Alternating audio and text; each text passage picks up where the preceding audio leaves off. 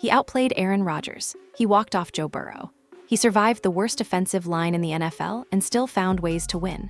And now, the Cleveland Browns are getting ready to replace him. Not next year, not after a full season to evaluate. Right now. After one of the toughest rookie campaigns anyone's seen in years, they're seriously talking about drafting a quarterback in the first round.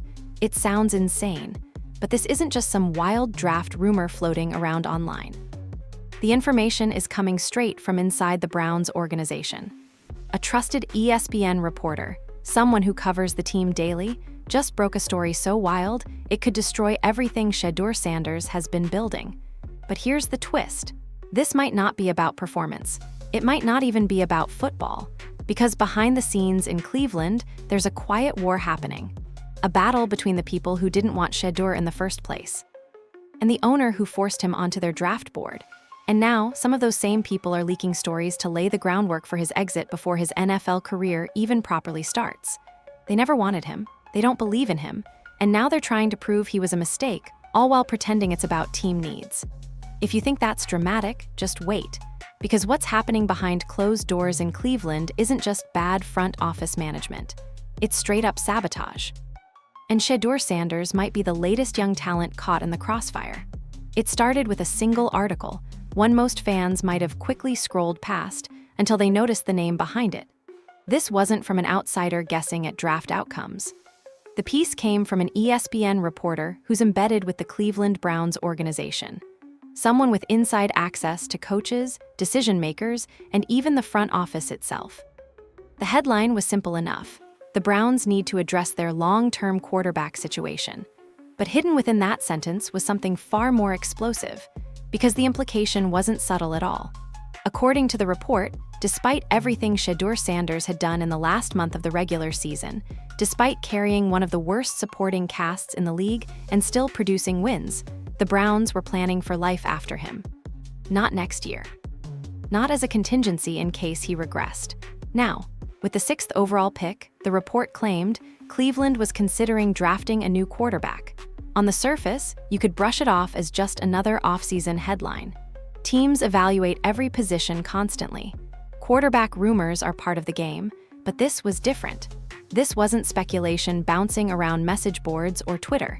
This came from a journalist who's been around the team all season. And when someone like that puts their name on something so specific, you have to ask yourself, who's feeding them the story? Because this isn't really about journalists doing their job. It's about the people behind them, the ones in the building providing the information. Journalists don't just invent narratives out of nowhere, especially not about internal draft strategy. These kinds of leaks almost always come from someone close to the decision makers, someone trying to shape the narrative before the front office makes its next move. And that's what makes this story so dangerous. It's not that the Browns are just considering adding another quarterback. It's that someone inside the organization is willing to quietly bury Shedeur Sanders before he even gets a real shot. And if you've been paying attention to how his name was called in the first place, this all starts making a sick kind of sense. Go back to the draft. Shedeur's stock was complicated. Some draft analysts had him mocked as a 2nd or 3rd round talent. Others called him a day 3 wildcard. But despite decent evaluation grades, rumors quickly spread that Cleveland had zero interest in him as a serious option. Not in the 1st round, not in the 2nd, not at all. It wasn't until the 5th round, long after most teams had moved on to depth players and special teamers, that Shedeur Sanders suddenly became a Cleveland Brown. And not because the GM wanted him or because the scouts insisted. It was because one man stepped in and forced the pick, owner Jimmy Haslam. Inside the war room, people were stunned. Reports say Haslam literally overruled everyone and demanded that they take Deion Sanders' son. Maybe it was a PR move. Maybe Haslam genuinely believed Shedeur was being underrated. Either way, the decision was made. Cleveland drafted a quarterback that its entire football operations group already voted no on. And from that moment forward, Sanders was stepping into a building full of people quietly rooting for him to fail. Look at his situation. Rookie. No first-team reps until he was forced onto the field after multiple other quarterbacks went down. A destroyed offensive line, ranked dead last in pass protection by Pro Football Focus. A receiving core riddled with practice squad players and drop-prone veterans. No run game, no rhythm, nothing working in his favor. And still, somehow, he delivered. He didn't just play decent. He kept them in games they had no business competing in. He threw game-winning drives. He handled pressure most rookies wouldn't survive, let alone perform under. And now, just weeks after proving he belongs in the NFL, the organization is quietly preparing to move on. Make no mistake, this isn't about football. This is about pride. Nothing threatens a front office more than being proven wrong by the player they didn't want. If Shedeur succeeds, it forces accountability on every scout who passed on him, every coach who overlooked him, every GM who dared to leave his name off early draft round boards. It shines a spotlight on the fact that the only person in the building who had faith in him was the one man who can't be fired, the owner. So now, with public opinion starting to shift in Shedeur's favor, with fans seeing the flashes of greatness buried under chaos and dysfunction, the narrative machinery has kicked into gear. The ESPN report didn't just throw out the possibility of competition. It sent a clear message that people inside the building are still betting against this kid. That some of them are actively working behind the scenes to replace him before his contract even matters, before a real offseason, before a single full year of preparation. This isn't about developing a young quarterback. This is about burying one, and what makes it worse is that it might work. From the outside, it might be easy to assume that Shedeur Sanders' rookie season was just decent. The kind of year you expect from a mid to late round pick filling in during a rebuilding season. But the reality, it was anything but ordinary. Because when you actually look at what this kid was dealing with, it's borderline unbelievable. Start with the offensive line. Statistically, the Browns were dead last in pass protection. Bottom of the league. The kind of line that doesn't just struggle, it collapses on nearly every play. Shedeur didn't get time to sit in the pocket and execute a normal offense. He was running for his life. Every snap felt like he had 2 seconds, maybe, before the entire world fell apart around him. And unlike other rookie quarterbacks who at least have time to adjust in practice, Shedeur was thrown into the fire with almost no prep time. No first-team reps. No chemistry with his receivers. No real rhythm built throughout training camp. Nothing. Just a mid-season switch and a desperate franchise hoping he could keep them alive for a few more games. Then look at who he was throwing to. His WR1, Jerry Jeudy, a guy who was supposed to be the reliable veteran. Except Jeudy finished second in the NFL in dropped passes. He couldn't hold on to the ball when it mattered. Meanwhile, the one tight end Shedeur actually built chemistry with, David Njoku, got hurt and missed the final stretch of the season. So who was left? Practice squad bodies. Guys most fans hadn't even heard of. Players who got promoted to the active roster out of necessity, not talent. By the end of the year, most of Shedeur's supporting cast was a rotating door of fringe athletes looking to earn a permanent spot. No established chemistry. No elite route runners. No help. And still, somehow, Shedeur Sanders found ways to win. In one stretch, he beat Cameron Ward in a shootout.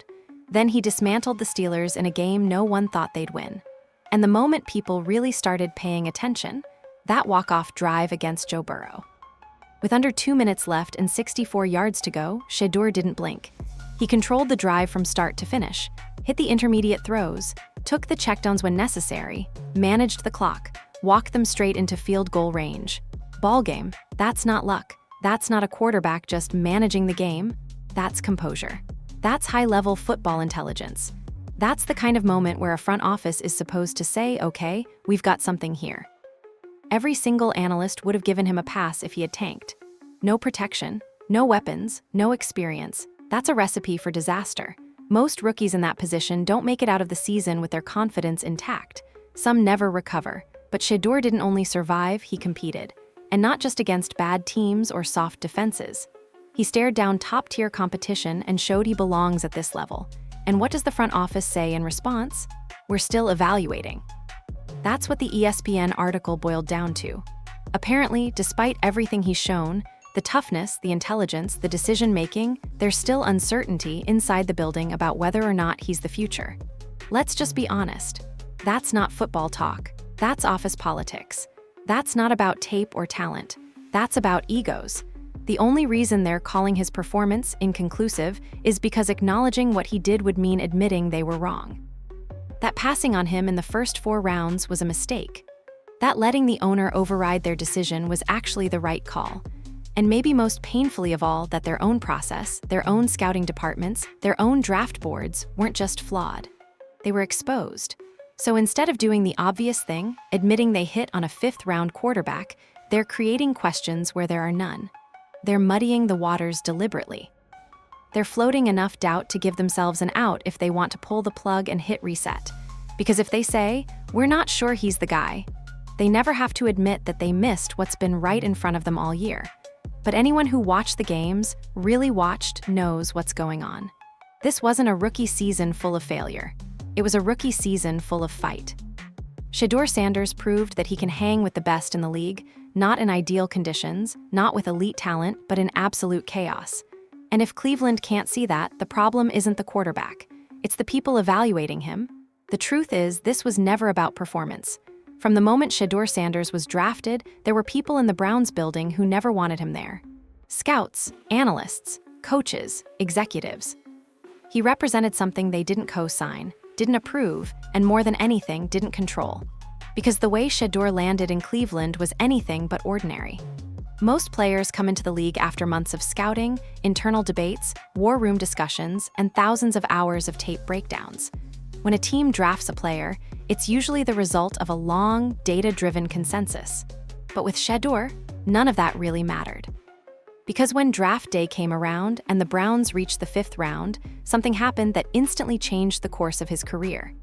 Jimmy Haslam, the team's owner, walked into the room and told the front office to take him. That wasn't a suggestion. It wasn't some motivational moment. That was a direct override of the front office's plan. Management had passed on Shedeur in every single round until then. They didn't want him in the first. They didn't want him in the third.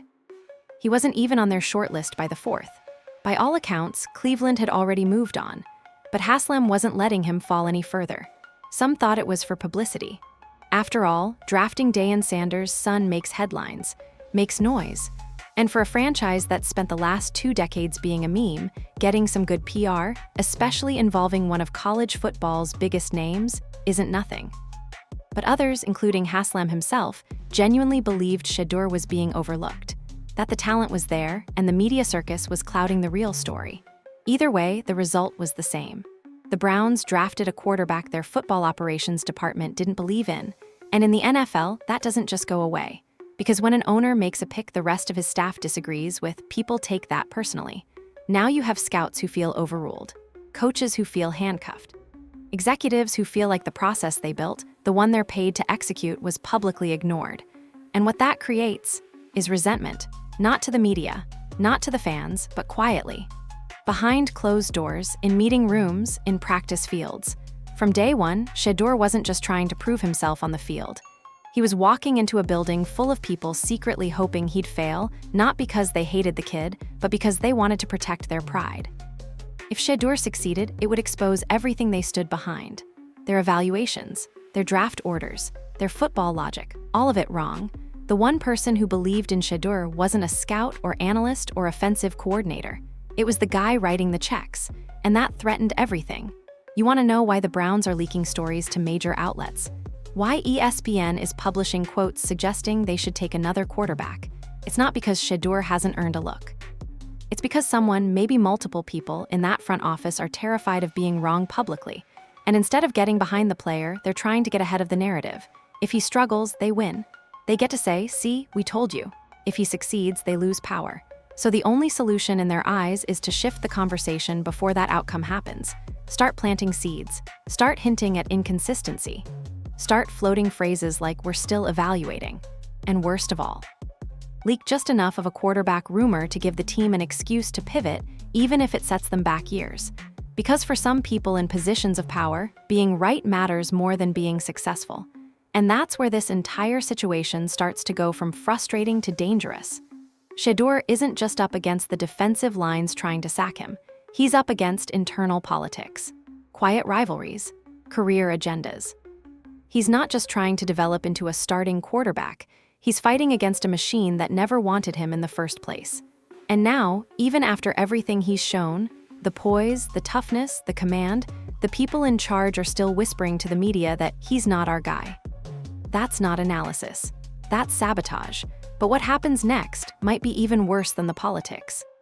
Because if the Browns actually believe their own leaks, if those whispers turn into a wasted draft pick, they won't just be turning their back on a potential franchise quarterback. They'll be proving they were never trying to build a franchise to begin with. By now, it's clear this isn't just about evaluating a quarterback. This is about creating a story, a carefully crafted narrative meant to justify a move that makes no football sense at all. Let's strip it down. The Browns have the 6th overall pick. They also own a second first-rounder via trade. That's draft capital most franchises only dream of, especially when your quarterback looks like he might be the answer. You'd think the obvious play here would be to go all in on building around him. Fix the protection. Get better pass catchers. Plug holes in the offense and make a real push. Because when your rookie quarterback plays his heart out under the worst possible conditions and still wins, you build around him. But that's not what's happening in Cleveland. Instead, the front office is planting narratives, leaking their doubt before they even make the pick. Floating excuses disguised as scouting logic. And when you zoom out, you realize how thin the logic really is. Because let's ask the obvious question, who exactly are the Browns replacing Shedeur with? Cam Ward, the QB who went 2nd overall last year, is off the board. Shedeur Mendoza? Everyone says he's a lock for number 1. That leaves Cleveland eyeing a quarterback class filled with question marks, backups, and raw prospects who aren't near NFL ready.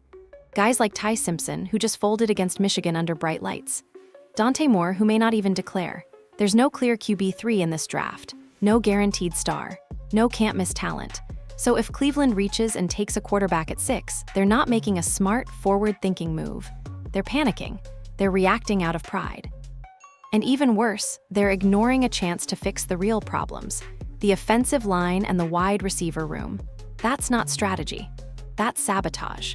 Because the worst thing a front office can do to a young quarterback is surround him with dysfunction and then blame him when he doesn't magically rise above it. That's exactly what they did this year, and now they seem ready to do it again, but this time from the start. Replace a quarterback who fought through the chaos with another drafted rookie who's going to step into the same chaos and fail for the exact same reasons. It's a cycle. And it's not just reckless, it's destructive. Let's say they do draft another QB. Now you have a wasted first-round pick, a fractured quarterback room, tension in the locker room, confused wide receivers, unnecessary drama in training camp, and a coaching staff forced to split development reps between 2 inexperienced players. All while the offensive line still can't block, and your WR1 is still leading the league in dropped passes. What exactly is the plan here? Because if you're using a premium pick on a developmental quarterback from a weak class, while ignoring your 2 biggest needs, you're not trying to win. You're trying to prove you were right to doubt the kid you already have. And here's where the dangerous part starts to reveal itself. These leaks, they aren't about readiness. They aren't about competition. They're about influence. The people who didn't want Shedeur Sanders wearing a Browns jersey, not in the 5th round, not ever, are still doing everything they can to push him out. It didn't matter how he played this past season. The plan was never to support him. The plan was to make just enough noise after the season to quietly pivot. Draft their guy, reclaim control of the narrative. Because in their minds, giving Shedeur a real chance means admitting they missed, that they were wrong about his potential. That a quarterback they didn't scout highly enough, one they didn't even want in the building, might just be the face of the future. And if there's one thing NFL executives hate more than losing, it's being exposed. So now they're doing what scared front offices always do, they're doubling down. They're leaking QB rumors disguised as strategy. They're setting the stage to walk back the progress Shedeur just made.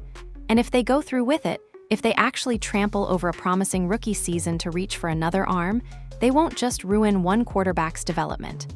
They'll ruin their credibility. Because you can cover for bad picks. You can justify free agent misses. What you can't explain to your fan base is actively throwing away a talented young quarterback who just proved he can play, all to save face. That's not building for the future. That's burning it down. None of this makes sense until you realize one critical truth: this has nothing to do with football anymore. Forget the draft grades, forget upside, forget the talking heads claiming Cleveland needs to reset the quarterback room. What's playing out inside the Browns organization right now isn't some master plan for the future. It's not about developing the best player or building around talent. This is personal. It always has been. From the second Jimmy Haslam called an audible in that draft room and forced the front office to take Shedeur Sanders, a line was drawn in the sand.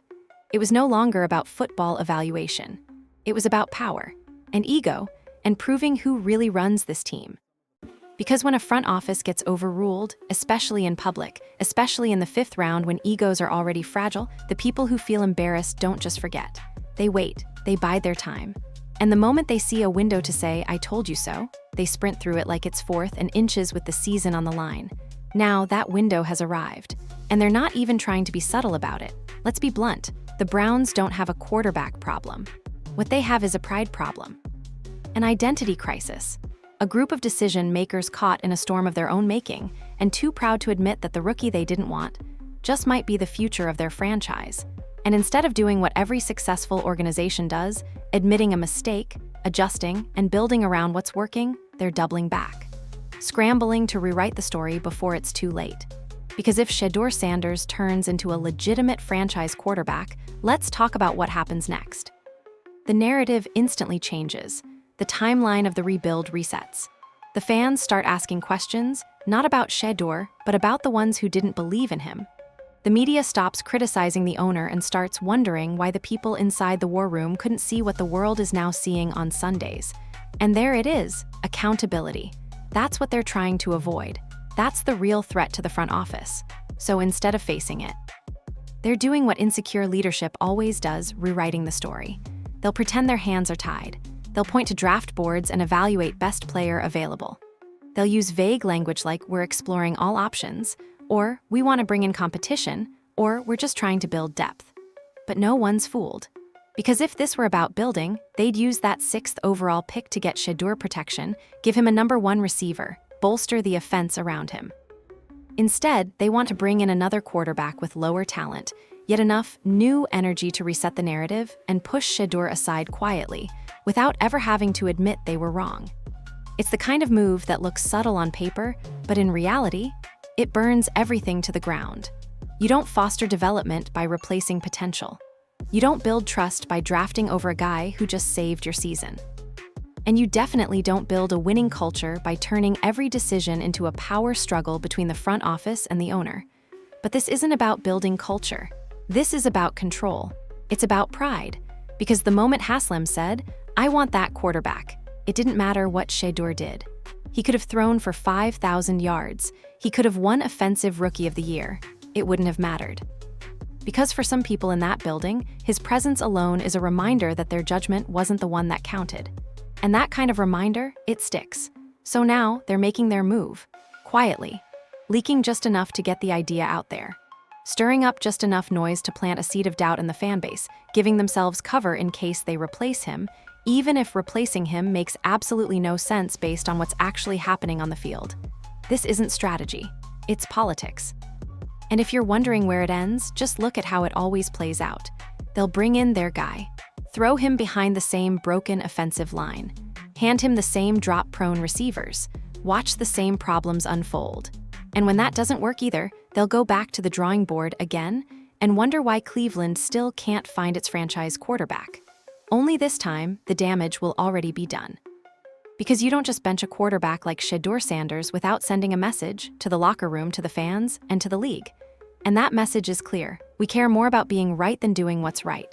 Here's where everything starts to fall apart. Not on the field, not where you'd expect, but behind the scenes, in meetings, in whispers, in desperate, last-ditch moves to shift blame as the walls start closing in. Cleveland's head coach has already been fired, the GM. He's hanging by a thread. Reports are surfacing daily that he might be next. And if you look closely at what's happening, the timing of this "let's draft a quarterback" campaign lines up a little too perfectly. You have to ask, why would a coaching staff or a front office push this narrative so hard right now, after Shedeur just showed legitimate signs of being the guy? Because maybe they know they're not going to be around much longer. It's a dirty but familiar trick in the NFL. When a regime senses the end is near, the people in power don't try to fix things. They don't suddenly change course to do what's best for the player or the team. Instead, they do something far more selfish. They poison the well on their way out. They sabotage what's left, so when they finally get fired, they can say, "See, it wasn't us, it was the quarterback." Or, "The roster just wasn't ready." Or even better, "Ownership kept making decisions we didn't agree with." That's the out. And if you think that sounds paranoid, look at the blueprint. It happens across the league constantly. A young player threatens the narrative, leak doubts before the season ends, float trade rumors, question their leadership. plant stats out of context. Now you've created a fog of uncertainty that lets you off the hook when things go south, even if you're the one holding the chainsaw in the first place. So when you see that ESPN report, when you hear radio silence from a front office that watched Shedeur win real games under ridiculous pressure, understand what's really happening. This might not be about making a major decision for the future. It might be about setting the stage for one last cover-up. Because if Shedeur truly becomes a franchise quarterback, the current regime gets exposed. They passed on him for 4 rounds. They didn't prep him with starter reps. They surrounded him with the worst offensive infrastructure in football, and still, he made something out of nothing. That's not just a success story, that's a full-blown indictment of the people in charge. So now, with the pressure building, the season over, and the coaching search underway, some voices in that building are doing the only thing they can to protect their legacy. Tear down the player who disrupted their plan, and it all comes back to control. If this team succeeds under a new head coach with Shedeur at the helm, that glory goes to the next regime, not the current one. But a quarterback controversy, that creates confusion. That muddies the waters. That plants enough doubt for the current front office to say, hey, we were making moves before we got pushed out, we were planning for the future. It's a fallback strategy. Sabotage disguised as long-term vision. And the crazy part, it looks responsible on paper. A front office exploring quarterback options is something fans and media rarely question. It's a built-in excuse. There's just no talent at the position. Shedeur wasn't it. We had to regroup. It sounds reasonable, but you know what's not reasonable? Spending a top 10 pick on a backup plan you don't need. Especially when your actual issues are still sitting right in front of you like football's version of a flashing emergency light, the offensive line, the wide receiver room, the coaching instability, the locker room tension. Fix those, and Shedeur doesn't just look good, he looks like a franchise player you can actually build around. But that's the problem. This isn't about building anymore. This is about erasing. Erasing accountability. Erasing mistakes. Erasing any chance that this quarterback, this 5th-round, owner-mandated pick, might succeed under someone else's leadership. And if he does, then they're the ones who missed. Not once, not twice, but 3 separate times. First, by passing on him during the draft; second, by failing to support him during the season; and third, by trying to replace him right when he turned the corner toward greatness. That's a brutal truth for any executive to swallow. And some would rather burn the entire thing down than stick around and admit they got that wrong. So ask yourself, really, who benefits from killing the Shedeur-Sanders era before it even has a chance to begin? Because it's not the fans, it's not the team, and it sure as hell isn't the kid behind center who's already risked his body to give Cleveland a fighting chance. The only people gaining anything from this chaos are the ones who might not be around much longer to deal with the mess they leave behind. The irony is, after all the leaks, the doubts, and the backroom whispers, the path forward for Cleveland couldn't be more obvious. They have 2 first-round picks. They have a quarterback who, despite being thrown into chaos, actually gave them hope. And they have a fan base that's ready to believe in something, anything, that doesn't fall apart by week 6. So why is this even a question? Because what they do with those picks will tell you everything about where this franchise is headed. If they use those selections to build around Shedeur, to fix the line, to add receivers, to give him the infrastructure any rookie quarterback needs to grow, then Cleveland finally turns the page on decades of dysfunction. But if they draft another quarterback, if they pull the trigger on a player they don't need, from a class that doesn't have a surefire top-tier passer beyond the first 2 names off the board, then it's over. Not just for Shedeur, but for this next chapter of Browns football. Before it even starts, think about what this opportunity really is. Drafting at 6 puts them in striking distance of some of the best offensive tackle prospects we've seen in years. Spencer Rattler from Utah, day 1 starter. Kingsley Suamataia is another beast. And if by some miracle Kelvin Banks from Texas is still on the board, you don't just draft him, you sprint to the podium. That's how easy this could be. Solidify the offensive line and you instantly fix half of what ruined your quarterback play this year. Add a big body receiver, someone with hands, someone with presence, someone who can create separation and actually catch the ball, and now you've got a weapon. Give Shedeur those 2 pieces, and suddenly it's not just potential anymore. It's production. It's balance. It's a fair fight, because quarterbacks don't develop in chaos. They don't grow behind Swiss cheese lines and 4th-string receivers. They need structure. And if you build that around Shedeur, who's already shown the poise and decision-making most rookies need years to learn, you might actually have something special on your hands. And the second first-rounder gives them even more flexibility. Use it for a second lineman, or another pass catcher to finally give this offense life, or swing a trade for a proven receiver. There are options. There's no excuse to leave him stranded again. But if they blow it, if they burn pick 6 on a panic move, a low-ceiling quarterback nobody's talking about as a top prospect, it's going to destroy the locker room. It won't just fracture the fan base, it'll send a message to every player on that roster that progress isn't rewarded here. That it doesn't matter if you fight through the worst conditions imaginable and still deliver wins, because your job is never safe, especially if the scouts didn't vote for you. You think veterans don't see that? You think offensive players are blind to the fact that Shedeur put them in position to not embarrass themselves week after week?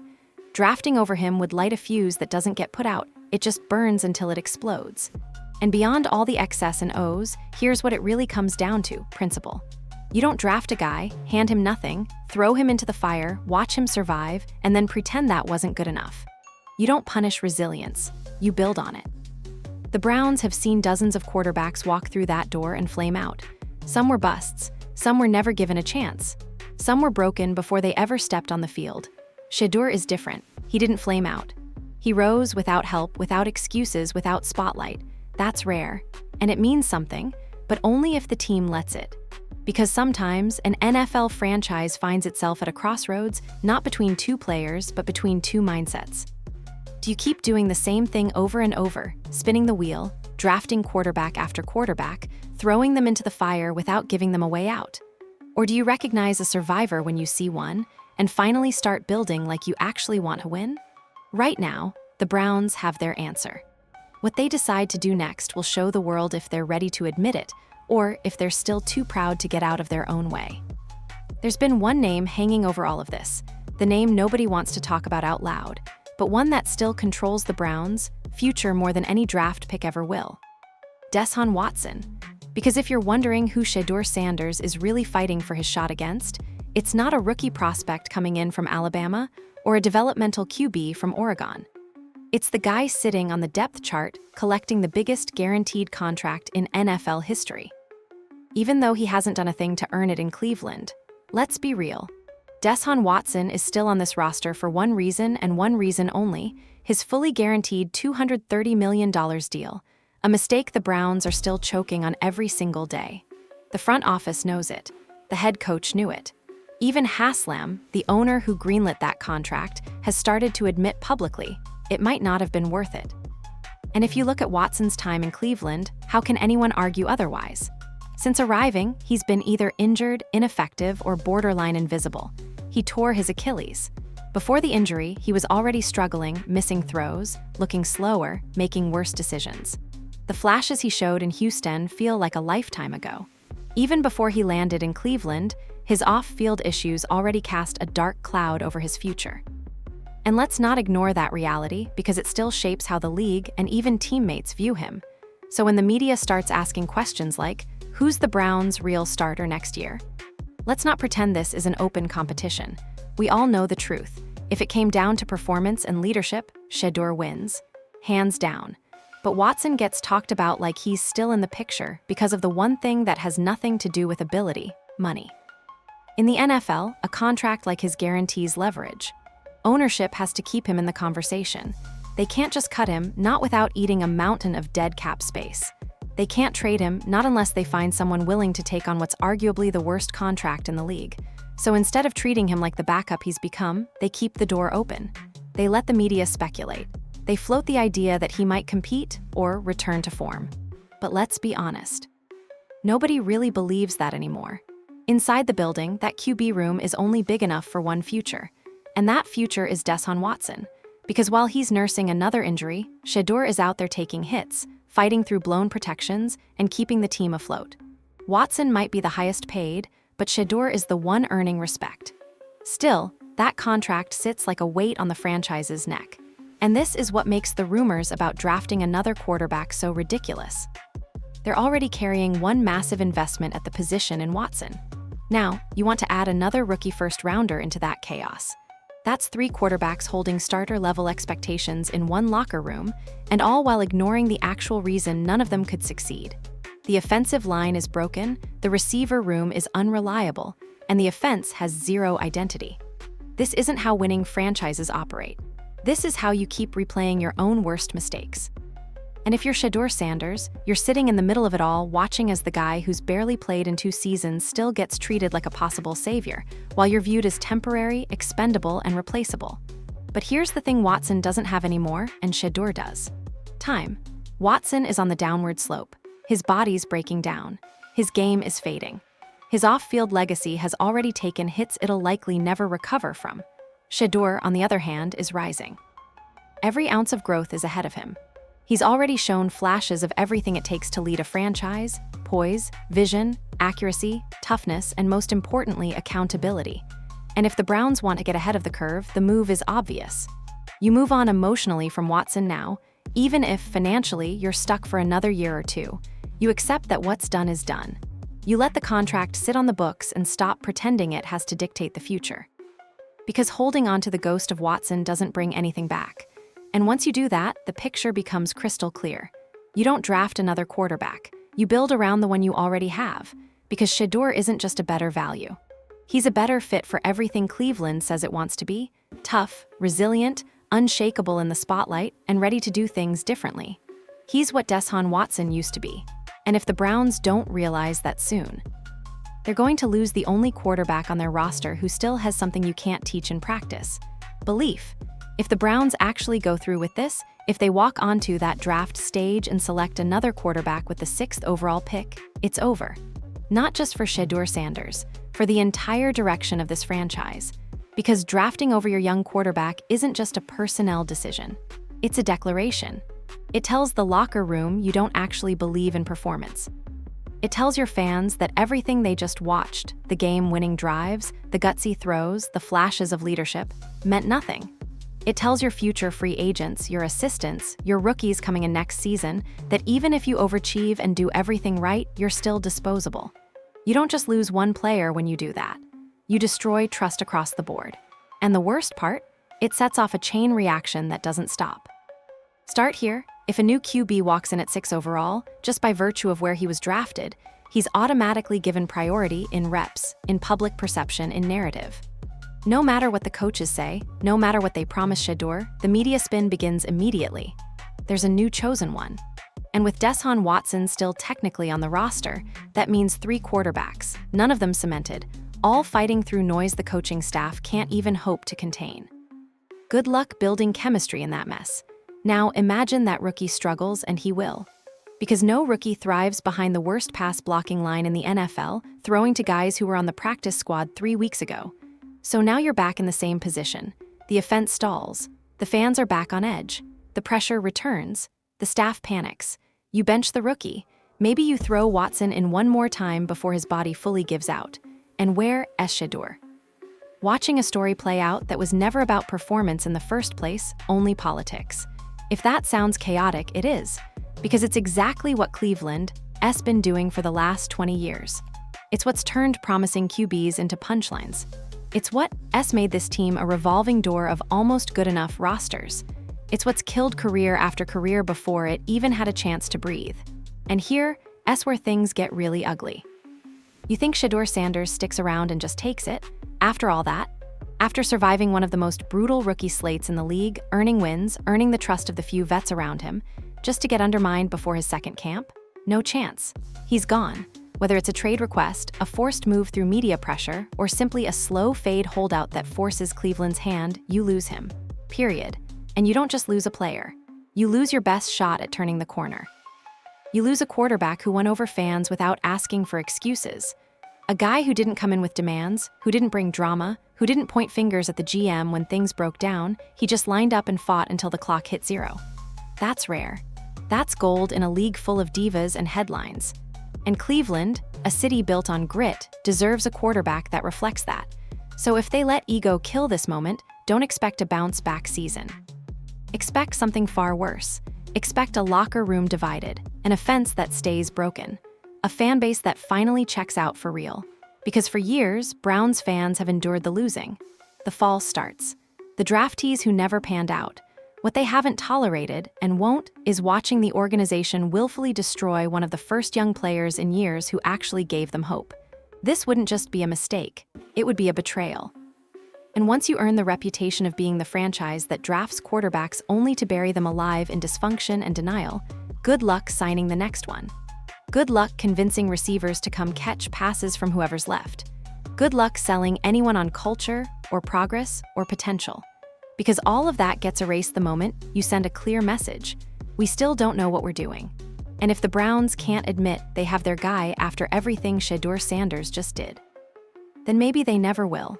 The most frustrating part of this entire situation, it never had to be this complicated. The Browns finally stumbled onto something that every franchise is searching for, a young quarterback with real potential, quiet leadership, and the unshakable ability to perform under pressure. It wasn't planned. It wasn't polished. It wasn't pretty, but it was real. And in a league where hype dies fast and production speaks louder than profile, that should have been enough. Shedeur Sanders was never the darling of the front office. He wasn't the top name on the draft board. He wasn't the five-star prospect with a PR team pushing his brand every week. He didn't walk into Cleveland with endorsement deals and headlines. He walked in with work ethic. He walked in with composure. And he walked out with wins. He did everything they tell rookie quarterbacks to do, stayed quiet, kept his head down, stepped in when asked, and put the team before himself. And still, they're trying to remove him like a temporary piece. Like what he gave them wasn't worth betting on for even one full season. That's not evaluation. That's erasure. But here's the part the front office forgot. You can't bury a player like that without the fans noticing. You can't feed the world highlight clips and game-winning drives on Sunday and then convince people he's not enough on Monday, because fans see it. The locker room sees it. The league sees it. And if Shedeur continues to grow and continues to win, that spotlight's only going to get brighter. So what happens next? If the Browns do the smart thing, if they step back, kill the ego, and use those first-round picks to build, then maybe, for the first time in decades, this franchise takes a real step forward. They give their quarterback the protection he needs, the weapons he deserves, and the coaching that brings the best out of him. And maybe, just maybe, Shedeur Sanders becomes not just a good story, but the one who changes everything. But if they listen to the whispers, if they waste another top pick chasing ghosts and trying to prove they were right all along, then Shedeur should walk. Not because he failed, but because he deserves better. He deserves a franchise that doesn't see him as a mistake to erase, but a foundation to build on. He earned the right to compete with real support, real tools, and real belief behind him. And if Cleveland can't give him that, someone else will, because make no mistake, there are teams around this league who watched him make something out of nothing this year and saw exactly what he could be with a competent offense around him. If the Browns give up on Shedeur now, they won't just lose a player, they'll lose the one shot they had to rewrite everything. The question is whether Shedeur Sanders has what it takes. He already showed you that. The question is whether Cleveland has the courage to admit it.